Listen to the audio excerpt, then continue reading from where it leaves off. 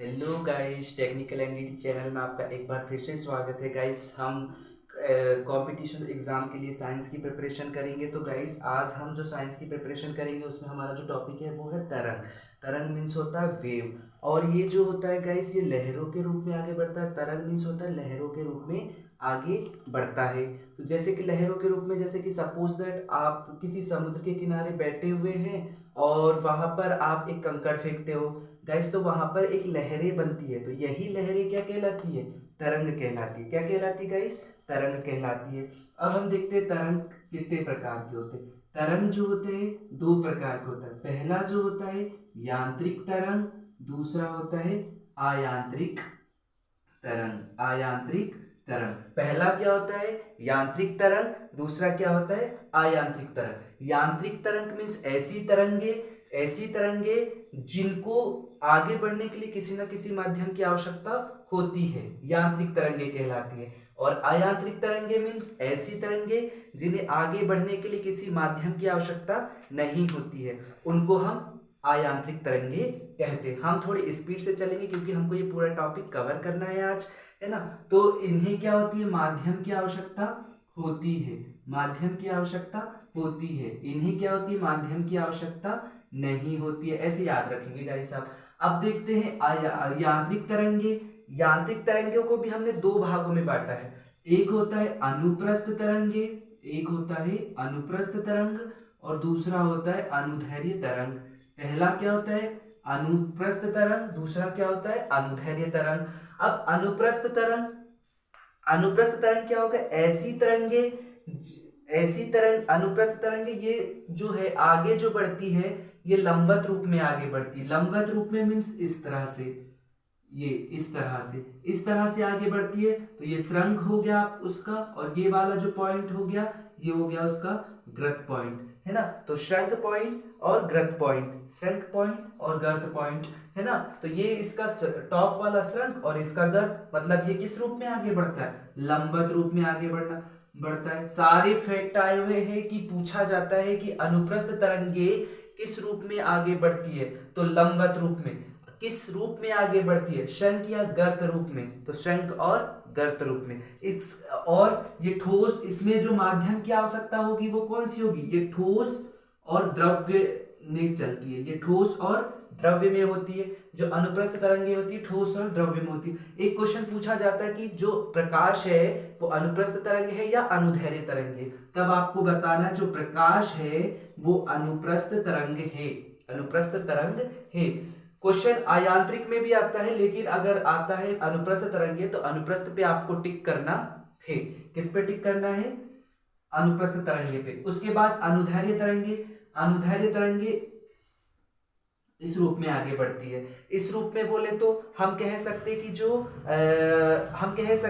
जो आपका अनुदैर्ध्य तरंग है ये संपीड़न और विरलन के रूप में आगे बढ़ती है। संपीड़न और विरलन के रूप में आगे बढ़ती है ना। तो ये जो होती है समांतर होती है। कैसी होती है? समांतर होती है। और अनुप्रस्थ कैसी होती है? लंबवत होती है। ये ठोस द्रव्य में होती है, लेकिन जो आपका अनुदैर्ध्य तरंगे है ये आपका होता है ठोस, द्रव्य और गैस, तीन अवस्था में होती है। कहने का मतलब है कि ये केवल अनुप्रस्थ तरंग को ठोस और द्रव्य में गमन कर माध्यम की आवश्यकता होती है, लेकिन अनुदैर्ध्य तरंग को ठोस, द्रव्य, गैस तीनों माध्यम की आवश्यकता होती है। ये समांतर होती है ना। उदाहरण के लिए आप देखेंगे, एग्जाम्पल में क्या देखेंगे? ध्वनि, है ना। तो ध्वनि कैसा? यांत्रिक तरंग है। यांत्रिक तरंग में भी कौन सा? अनुदैर्ध्य तरंग है। कौन सा है? अनुदैर्ध्य तरंग है। तो ध्वनि से बहुत सारे टॉपिक आते हैं कि ध्वनि जो है वो किस माध्यम में गमन करेगी, तो ठोस, द्रव्य, गैस तीनों अवस्था में होती है। समांतर रूप से आगे बढ़ती है, संपीड़न, विरलन के रूप में आगे बढ़ती है। और ध्वनि तरंगे अनुदैर्ध्य तरंगे होती है। प्रकाश अनुप्रस्थ तरंगे होती है, ठोस और द्रव्य में गमन करती है। ये लंबवत रूप से आगे बढ़ती है, शंख और गर्त में होता है ना। तो इसको नोट करें गाइस, इसको नोट करें, फिर हम आगे बढ़ते हैं। यहां तक हो गया? आपको क्लियर है पूरा? ध्वनि, प्रकाश, है ना, यांत्रिक अयांत्रिक तरंगे दोनों समझ में आ गया। ओके, अब हम बात करते हैं ध्वनि की। किसकी बात करेंगे? ध्वनि। जो ध्वनि है ध्वनि ध्वनि किसका रूप है? ऊर्जा का एक रूप है ना। ध्वनि जो है ऊर्जा का ही रूप है भाई, ध्वनि जो है ऊर्जा का रूप है ना। ध्वनि ऊर्जा का ही एक रूप है ना। ध्वनि ऊर्जा का एक रूप है। हमने देखा कि जो ध्वनि है वो ठोस, द्रव्य, गैस तीनों अवस्थाओं में होती है ना, तीनों की माध्यम की आवश्यकता होती है। ये समांतर होती है, संपीड़न फिल्टर के रूप में आगे बढ़ती है। और जो ध्वनि तरंगे होती है वो कैसी तरंगे होती है? अनुदैर्घ्य तरंगे होती है। अब हम देखेंगे जो ध्वनि की उत्पत्ति कैसे हुई है। अब हम क्या देखेंगे? ध्वनि की उत्पत्ति। देखो ध्वनि की उत्पत्ति कैसे हुई है? ध्वनि की उत्पत्ति कैसे हुई है, तो इस पे से क्वेश्चन बनता है कि ध्वनि की उत्पत्ति कैसे हुई। माध्यम के किसी कण द्वारा किया गया कंपन, माध्यम के किसी कण द्वारा किया गया कंपन ही ध्वनि को उत्पन्न करता है। जो ध्वनि है वो निर्वात में कभी भी गमन नहीं कर सकता है। क्यों? ये क्वेश्चन पूछा जाता है कि ध्वनि जो है वो निर्वात में गमन करता है या नहीं, तो आपका आंसर होना चाहिए नहीं। क्योंकि निर्वात में इसलिए गमन नहीं करता क्योंकि ध्वनि को किसी न किसी माध्यम की आवश्यकता होती है। एज इट इज, जैसे कि ठोस, द्रव्य, गैस, किसी न किसी माध्यम की आवश्यकता होती है, इसीलिए ये गमन नहीं करता है निर्वात में, है ना। चलो इसके बाद हम देखेंगे कि आवृत्ति के आधार पर ध्वनि तरंगों को के भाग देखेंगे, तो इसको नोट कर ले पहले तो।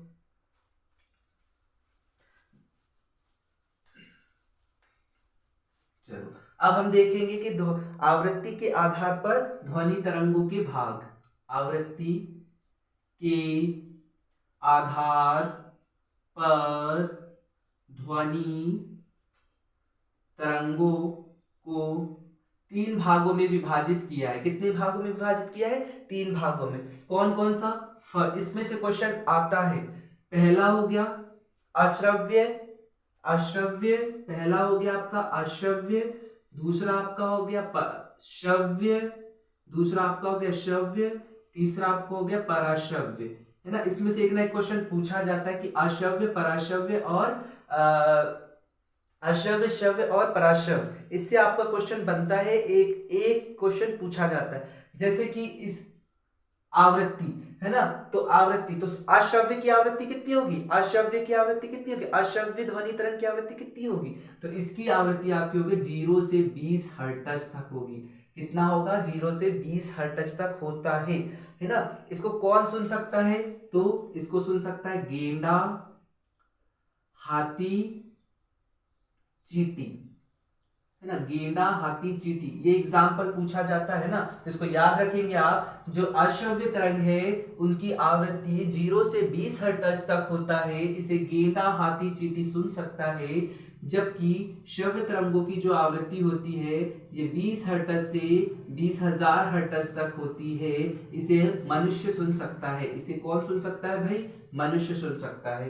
पराश्रव्य, अब हम बात करते हैं पराश्रव्य, इसका कितना होता है? 20,000 हर्ट्ज से अधिक होती है। कितनी होती है? 20,000 हर्ट्ज से अधिक होती है। इसे कौन सुन सकता है? तो इसे कुत्ता, बिल्ली, चमगादड़ सुन सकता है। इसे कुत्ता, बिल्ली, चमगादड़ सुन सकता है। चमगादड़ सुन सकता है ना। तो इसे कौन सुन सकता है? कुत्ता, बिल्ली, चमगादड़ सुन सकता है। तो इसमें से बहुत ही इंपॉर्टेंट क्वेश्चन पूछा जाता है कि अश्रव्य तरंगों की आवृत्ति कितनी होती है? 0 से 20 हर्ट्ज। कौन सुन सकता है? गेंडा, हाथी, चींटी सुन सकता है। श्रव्य तरंगों की आवृत्ति कितनी होती है? 20 से 20,000 हर्ट्ज तक होती है। कौन सुन सकता है? इसे मनुष्य सुन सकता है। पराश्रव्य तरंगों की आवृत्ति कितनी होती है? 20,000 से अधिक होती है। कौन सुन सकता है? कुत्ता, बिल्ली, गेंडा, चमगादड़। कुत्ता, बिल्ली, चमगादड़, चींटी, हाथी, गेंडा, मनुष्य, ऐसे याद रखेंगे आप, है ना। ये क्वेश्चन पूछा जाता है ना। उसके बाद अपन इसका उपयोग भी होता है भाई। उपयोग तो संकेत भेजने में, है ना, संकेत भेजने में इसका, सोनोग्राफी में, समुद्र की गहराई साफ करने में, है ना, इस प्रकार से आप इनका उपयोग कर सकते हैं। ओके, आगे बढ़ते हैं। जो चाल अगर हम बात करें, ध्वनि की चाल अगर हम बात करें, ध्वनि की चाल, तो भिन्न भिन्न माध्यम में ध्वनि की चाल कैसी होती है? भिन्न भिन्न होती है। भिन्न भिन्न माध्यम में ध्वनि की चाल भिन्न भिन्न होती है ना। ध्वनि की चाल जो होती है वो किस पे निर्भर करती है भाई? प्रत्यास्था पर निर्भर करती है। किस पे निर्भर करती है? प्रत्यास्था पर निर्भर करती है। किस पे निर्भर करती है? प्रत्यास्था पर निर्भर करती है। इसके बाद ये तरंगदैर्घ्य और घनत्व पर भी निर्भर करता है। तरंगदैर्घ्य और तरंगदैर्घ्य और घनत्व पर निर्भर करता है, तरंगदैर्घ्य और घनत्व पर भी निर्भर करता है ना, आवृत्ति पर निर्भर नहीं करता है ना। ये क्वेश्चन पूछा जाता है कि जो ध्वनि की चाल है वो किस पर निर्भर करता है, तो प्रत्यास्थता पर निर्भर करता है, तरंगदैर्घ्य पर निर्भर करता है, घनत्व पर, उपरोक्त सभी। फिर क्वेश्चन ऐसा भी आता है कि आवृत्ति ध्वनि की चाल किस पर निर्भर नहीं करता है, तो प्रत्यास्थता, तरंगदैर्घ्य, घनत्व, आवृत्ति दे देगा, तो आवृत्ति नहीं करती है। ध्वनि की चाल किस पर निर्भर नहीं करती, आवृत्ति पर निर्भर नहीं करती, तो आवृत्ति आपको टिक करना है ना। ये क्वेश्चन पूछा जाता है ना, बार बार पूछा जाता है कि ध्वनि की जो आवृत्ति, जो ध्वनि की चाल है वो किस पर निर्भर नहीं करती है, तो आवृत्ति पर निर्भर नहीं करती। किस पर निर्भर करती है, तो प्रत्यास्थता पर, तरंगदैर्घ्य पर और घनत्व पर निर्भर करता है। अब देखेंगे जो सबसे ज्यादा ध्वनि की चाल किसमें होती है, क्वेश्चन ये बहुत पूछा जाता है, वेरी वेरी मोस्ट इंपॉर्टेंट। सबसे ज्यादा ध्वनि की चाल, सबसे ज्यादा ध्वनि की चाल होगी आपकी ठोस में, किसमें होगी, ठोस में। सबसे ज्यादा ध्वनि की चाल आपकी ठोस में होगी, ठोस के बाद द्रव्य में, द्रव्य के बाद गैस में, है ना। तो सबसे ज्यादा क्रम अगर पूछे तो ठोस, द्रव्य, गैस। सबसे कम अगर पूछे तो गैस, सबसे अधिक पूछे तो ठोस, माध्यम, द्रव्य, है ना, मीडियम। इसके बाद देखो मैक्सिमम जो ठोस में होता है वो 5136 मीटर पर सेकेंड होगा आपका, 5136 मीटर पर सेकेंड होगा। द्रव्य में आपका 1493 मीटर पर सेकेंड होगा, और गैस में होगा आपका 264 मीटर पर सेकेंड, है ना, जैसे CO2, है ना। तो ये लगभग है इनके जो लगभग है ना, लेकिन इनकी जो यूनिटी आपको याद रखना मीटर पर सेकेंड पे ही आना चाहिए, है ना। तो अब जैसे भाई मैं पूछूं अगर कि भाई एल्यूमिनियम में कितना होगा, तब आप क्या दोगे, एल्यूमिनियम क्या है, ठोस है, लगभग इसके आसपास ही होगा समथिंग, है ना। अगर द्रव्य में ध्वनि की चाल पूछ लिया तो 1493, गैस में पूछ लिया 264, CO2 में पूछ लिया 264, लगभग ये होना चाहिए। अब अपन देखेंगे ये वाला भी इंपॉर्टेंट क्वेश्चन है, वायु में ध्वनि की चाल, वायु में ध्वनि की चाल कितनी होगी, वायु में ध्वनि की चाल 332 मीटर पर सेकेंड, 332 मीटर पर सेकेंड होती है। तो वायु देखो कितने, पूरा क्वेश्चन देखो, वायु में ध्वनि की चाल 332 मीटर पर सेकेंड, सबसे ज्यादा ध्वनि की चाल ठोस में, फिर द्रव्य में, फिर गैस में, है ना। वायु जो ध्वनि की चाल है वो प्रत्यास्थता पर, तरंगदैर्घ्य पर और घनत्व पर निर्भर करता है, आवृत्ति पर निर्भर नहीं करता। उपयोग संकेत भेजने में, समुद्र की गहराई का पता लगाने में और ट्यूमियर का पता लगाने में, इस प्रकार से। अब आवृत्ति के आधार पर ध्वनि तरंगों को 3 भागों में वर्गीकृत किया गया, श्रव्य, अश्रव्य, श्रव्य और पराश्रव्य। श्रव्य में कितना होगा, 0 से 20 हर्ट्ज। कौन सुन सकता है इसको, गेंडा, हाथी, चींटी सुन सकता है। कौन सुन सकता है, गेंडा, हाथी, चींटी सुन सकता है। श्रव्य की कितनी होती है, 20 से अधिक होती है, 20 से 20,000 तक, मीन्स कौन सुन सकता है, मनुष्य सुन सकता है। पराश्रव्य तरंग कितनी आवृत्ति होती है, 20,000 हर्ट्ज से अधिक, कौन सुन सकता है, कुत्ता, बिल्ली, चमगादड़। कुत्ता, बिल्ली, चमगादड़, गेंडा, हाथी, चींटी, कंफ्यूज नहीं होना है आपको, है ना। चलो इसके बाद हम देखते हैं, है ना, यहां ध्वनि की चाल हो गया। उसके बाद देखो ताप का कोई प्रभाव नहीं पड़ता है, ताप बढ़ाने पर ध्वनि की चाल बढ़ेगी, घटने पर घटेगी, दाब का कोई प्रभाव नहीं पड़ेगा, है ना। अब अपन बात करते हैं आर्द्रता की, आर्द्रता किसकी बात करें, आर्द्रता। आर्द्रता की अगर हम बात करें तो आर्द्रता बढ़ाने पर ध्वनि की चाल बढ़ जाती है, आर्द्रता बढ़ाने पर ध्वनि की चाल बढ़ जाती है। इसी कारण हमको बरसात में सीटी की जो आवाज है वो बहुत अधिक दूर तक सुनाई देती है। तो भाई क्वेश्चन ये पूछा जाता है आपको कि बरसात के दिनों में सीटी की आवाज बहुत दूर तक क्यों सुनाई देती है, तो आर्द्रता के कारण आपका आंसर होना चाहिए, है ना। किसके कारण, आर्द्रता के कारण। चलिए गाइस इसको नोट डाउन कीजिए, इसको नोट डाउन करेंगे।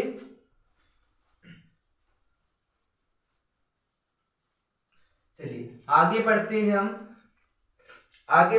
हम ध्वनि का तारत्व, ध्वनि का तारत्व वेरी वेरी मोस्ट, है ना। ध्वनि का तारत्व क्या होता है, ध्वनि का तारत्व, ध्वनि का जो तारत्व होता है वो आवृत्ति पर निर्भर करता है। किस पर निर्भर करता है, आवृत्ति पर निर्भर करता है, आवृत्ति पर निर्भर करता है ना। और आवृत्ति पर क्या निर्भर नहीं करता है भाई, आवृत्ति पर ध्वनि की चाल निर्भर नहीं करती है ना।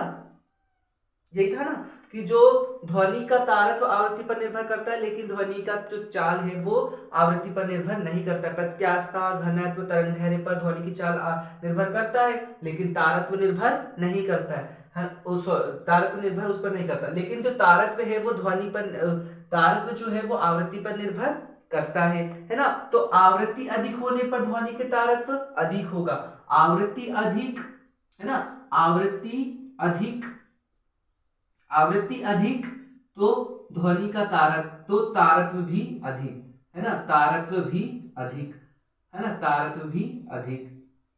अगर आवृत्ति कम, आवृत्ति कम तो तारत्व भी कम, तारत्व भी कम। मतलब आप कह सकते हैं कि ध्वनि की आवृत्ति अधिक है तो तारत्व भी अधिक होगा, ध्वनि की आवृत्ति कम है तो उसका तारत्व भी कम होता है ना। तारत्व अधिक होने के कारण, पॉइंट नोट करेंगे, तारत्व अधिक होने के कारण जो आवाज है बहुत पतली और बहुत तीक्ष्ण सुनाई देता है। तो छोटे बच्चों में क्या होगा, तारत्व अधिक होगा। क्वेश्चन पूछा जाता है छोटे बच्चों की आवाज बहुत पतली, सुरीली और मधुर होती है, क्यों? तारत्व अधिक के कारण, तारत्वता के कारण, है ना। महिलाओं की आवाज पतली क्यों होती है? तारत्व अधिक होगी तो आवाज तीक्ष्ण, सुंदर और पतली सुनाई देगी, है ना। पुरुषों की आवाज मोटी क्यों सुनाई देती है? तारत्व कम है इसीलिए, है ना। ये क्वेश्चन पूछा जाता है, लिखेंगे इसको, नोट करेंगे, है ना। आगे बढ़ते हैं, ध्वनि के कुछ लक्षण, ध्वनि के लक्षण। ये टॉपिक आज हमको पूरा कंप्लीट करना है, एग्जाम पास में है आपका, रिवीजन के तौर पे, है ना। सबसे पहले तीव्रता, बात करते हैं ध्वनि के लक्षण में तीव्रता। तो तीव्रता क्या होती है? ध्वनि तीव्र सुनाई देना, है ना। ध्वनि की तीव्रता मीन्स ध्वनि तीव्र सुनाई देना। तो ध्वनि की तीव्रता का मात्रक क्या है? ध्वनि की तीव्रता का मात्रक क्या है? डेसिबल। ये क्वेश्चन पूछा जाता है ना। डेसिबल, ध्वनि की तीव्रता क्या है भाई? डेसिबल, है ना। ध्वनि की तीव्रता क्या है? डेसिबल। तो इसको नोट डाउन करेंगे, तारत्व अधिक है मतलब आवृत्ति भी अधिक होगी, है ना। गुणवत्ता क्या होगी जिससे हम ध्वनि को पहचान सकते हैं? वो क्या होगी? गुणवत्ता, है ना। अब आपका एक क्वेश्चन डॉपलर प्रभाव से बहुत ज्यादा पूछा जाता है ना। डॉपलर प्रभाव, डॉपलर प्रभाव बहुत ज्यादा क्वेश्चन पूछा जाता है। डॉपलर प्रभाव से क्वेश्चन हमेशा पूछा जाता है, श्रोता और श्रोत के बीच अपेक्षित गति। डॉपलर प्रभाव किसको कहेंगे आप?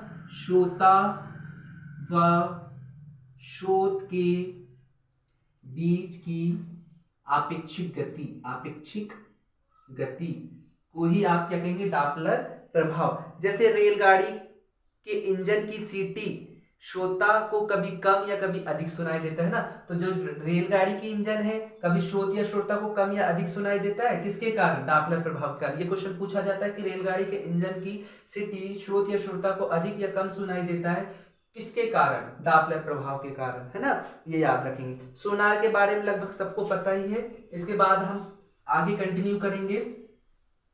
WHO के अनुसार, है ना, WHO द्वारा दिए गए मानक संकेत, किसके अनुसार देखेंगे हम? WHO, world health organisation, full form भी याद रखेंगे। वर्ल्ड हेल्थ ऑर्गेनाइजेशन के अनुसार जो मानक संकेत दिए गए ध्वनि के, वो दिए गए हैं। सबसे पहला 45 डेसिबल, DB मीन्स डेसिबल, और डेसिबल ध्वनि का मात्रक है ना। 45 डेसिबल क्या होता है? सामान्य ध्वनि। क्या होता है?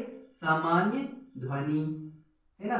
45 डेसिबल सामान्य ध्वनि। 45 से 60 के बीच, 45 से 60 डेसिबल जोर जोर से, कैसा होगा? जोर जोर से ध्वनि होगा। 60 से 75, 60 से 75 हानिकारक, हानिकारक।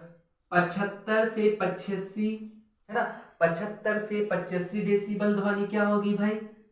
बहरा बना देगा आपको। क्या बना देगा? बहरा, है ना। अगर इससे ज्यादा आप डेसिबल सुनोगे तो बहरे हो जाओगे। और 85 से ये 90 से 140 डेसिबल अगर आप ध्वनि सुनते हो तो आप सीधे पागल हो जाओगे। क्या हो जाओगे? पागल हो जाओगे। इसीलिए आपको 45 डेसिबल की ध्वनि सुननी चाहिए जो सामान्य ध्वनि होती है। 45 से 60 डेसिबल की जो ध्वनि होती है वो जोर जोर से होती है। 60 से 75 डेसिबल की जो डेसिबल की जो ध्वनि होती है वो हानिकारक होती है, और 75 से 85 डेसिबल की हानि आपको बहरा कर सकती है ध्वनि, और 85 से 140 डेसिबल की जो ध्वनि आपको पागल कर देगी, है ना। तो आपको पागल नहीं होना है ना, ये कंटेंट। चलिए उसके बाद हम आगे कंटिन्यू करेंगे। ध्वनि का परावर्तन, क्या? ध्वनि का परावर्तन। ध्वनि का परावर्तन क्या होता है भाई? ध्वनि का परावर्तन नाम से स्पष्ट है। ध्वनि का परावर्तन मीन्स जब ध्वनि एक माध्यम से दूसरे माध्यम में जाती है तो किसी सतह से टकराकर उसी माध्यम में वापस आ जाना, उसी माध्यम में वापस आना, उसी तरफ वापस आ जाना, है ना, ध्वनि का परावर्तन कहलाएगा। किसी सतह से टकरा के, जैसे आपने ये सतह है भाई, यहाँ ये आई, यहां से टकराई, ये गई और पुनः इधर आ गई, है ना। तो ये क्या है? ध्वनि, मतलब ध्वनि, जब ध्वनि एक माध्यम से दूसरे माध्यम में जाती है तो किसी सतह से टकराकर उसी सतह में वापस लौट आने की क्रिया को ध्वनि का परावर्तन कहते हैं। इसमें से ज्यादा क्वेश्चन नहीं आता है, लेकिन फिर भी, जैसे प्रतिध्वनि, ध्वनि मतलब प्रतिध्वनि मतलब आवाज का पुनः सुनाई देना, है ना। हमारे कानों का अनुक्रमण काल, ये बहुत ज्यादा इंपॉर्टेंट क्वेश्चन है। हमारे कानों का अनुक्रमण काल, हमारे कानों का अनुक्रमण काल कितना होता है बताएंगे? हमारे कानों का अनुक्रमण काल 1/10 सेकेंड होता है। कितना होता है? 1/10 सेकेंड। मतलब हम कह सकते हैं कि कानों में कोई ध्वनि, हमारे कानों में कोई ध्वनि 1.10 सेकेंड तक हमारे कानों तक रहता है ना। अर्थात वायु में ध्वनि की चाल कितनी होगी? वायु में ध्वनि की चाल 332 मीटर पर सेकेंड होती है। हम जानते हैं कि वायु में ध्वनि की चाल 332 सेकेंड होती है ना, मीटर पर सेकेंड। तो एक सेकेंड का जो 332 मीटर पर सेकेंड है, 332 मीटर पर सेकेंड है, वो कितना हो? तो 1/10 सेकेंड में कितना होगा? 1/10 सेकेंड में कितना होगा? 1/10 सेकेंड में आपका होगा 3.2, है ना। 3.2 आपका होगा, है ना। चलिए, अनुनाद से क्वेश्चन पूछा जाता है। इसके बाद आपका ये कैलकुलेटिव क्वेश्चन है ना। कैसे क्वेश्चन पूछा जाएगा? उसके बाद अनुनाद से क्वेश्चन पूछा जाता है ना। अनुनाद देखो क्या होता है। अनुनाद की, अनुनाद में चालक बल कंपन की आवृत्ति वस्तु के स्वाभाविक आवृत्ति के बराबर होती है। उदाहरण जो होता है, हमारा रेडियो भी अनुनाद के सिद्धांत पर कार्य करता है। उदाहरण देखो इसके क्या होता है। हमारा जो रेडियो है, हमारा रेडियो, ये क्वेश्चन पूछा गया है, हमारा रेडियो किस सिद्धांत पर कार्य करता है? तो हमारा रेडियो अनुनाद के सिद्धांत पर कार्य करता है ना। हमारा जो रेडियो है वो अनुनाद के सिद्धांत पर कार्य करता है। ये क्वेश्चन भी आता है कि सैनिकों द्वारा कदम से कदम मिलाकर पुल पार करने की अनुमति नहीं दी जाती। किसके कारण? अनुनाद के कारण, है ना। तानसेन के संगीत से कांच का फूटना अनुनाद के कारण, है ना। कदम से कदम मिलाकर चलना अनुनाद के कारण, तानसेन के संगीत से कांच का फूटना अनुनाद के कारण। हमारा रेडियो किसके सिद्धांत पर कार्य करता है? अनुनाद के कारण, है ना। उसके बाद ध्वनि का अपवर्तन। ध्वनि का अपवर्तन जब कोई तरंग एक माध्यम से दूसरे माध्यम में प्रवेश करती है तो किसी सतह से टकराकर अपने मार्ग से विचलित हो जाना, है ना। तो ये होता है। अब हम देखो थोड़ा शॉर्ट में रिवीजन कर ले। तो हमने क्या क्या देखा आज? की हमने देखा तरंग क्या होता है, उसके बाद हमने देखा यांत्रिक तरंग, और यांत्रिक तरंग के बाद हमने देखा कि अयांत्रिक तरंग क्या होते हैं। यांत्रिक तरंग जिन्हें किसी माध्यम की आवश्यकता होती है, अयांत्रिक और अयांत्रिक तरंग जिन्हें किसी माध्यम की आवश्यकता नहीं होती है। यांत्रिक तरंग दो प्रकार के होते हैं, अनुप्रस्थ, अनुदैर्घ्य। अनुप्रस्थ मतलब प्रकाश और अनुदैर्घ्य मतलब ध्वनि, है ना। अनुप्रस्थ मतलब लंबवत, और ये समांतर शंख और गर्त के रूप में, और ये संपीड़न और विलर के रूप में चलती है। ठोस, द्रव, गैस तीनों की आवश्यकता होती है, ठोस और द्रव की आवश्यकता होती है ना। इस प्रकार से आपको याद रखना है। उसके बाद हमने देखा कि उत्पत्ति कैसे होती है। उसके बाद हमने देखा कि आवृत्ति के आधार पर ध्वनि तरंगों को 3 भागों में बांटा है। एक तो अश्रव्य, श्रव्य और प्राश्रव्य। अश्रव्य में कितनी आवृत्ति होती है? तो 0 से 20 हर्ट्ज तक होती। कौन सुन सकता है इसको भाई? इसको कौन सुन सकता है? तो जल्दी बताओ, इसको कौन सुन सकता है? कौन सुन सकता है? क्या हाथी सुन सकता है? हाँ, हाथी सुन सकता है। और चींटी, अच्छा, ओके, तो हाथी, चींटी और गधा सुन सकता है। चलो, पराश्रव्य श्रव्य को हम लोग सुन सकते हैं। अश्रव्य को कौन सुन सकता है? कुत्ता, बिल्ली, चमगादड़ सुन सकता है। चलो, उसके बाद हमने उपयोग भी देखा। अच्छा, ध्वनि की चाल किस पर निर्भर नहीं करती? आवृत्ति पर। किस पर निर्भर करती? प्रत्याशा पर, तरंगदैर्घ्य पर और घनत्व पर निर्भर करता है ना, ध्वनि की चाल। लेकिन ध्वनि की चाल निर्भर नहीं करती आवृत्ति पर, लेकिन तारत्व जो है, ध्वनि की तारत्व किस पर निर्भर करती? आवृत्ति पर। तारत्व अधिक होगा तो आवृत्ति अधिक होगी, आवृत्ति अधिक होने पर तारत्व अधिक होगा, है ना। तो उसमें से कई एग्जाम्पल भी दिए हमने। अच्छा, अनुक्रमण काल कितना होता है हमारे कानों का? 1/10 सेकेंड होता है। चलो, सबसे ज्यादा चाल किसमें होगा? ध्वनि की चाल सबसे ज्यादा ठोस, फिर द्रव्य, फिर गैस में होगा। कितना होगा? 5136 मीटर पर सेकेंड और 1493 मीटर पर सेकेंड, 260 मीटर पर सेकेंड, ऐसे आपको याद रखना। चलो, ओके गाइस, मिलते हैं नेक्स्ट टॉपिक के साथ।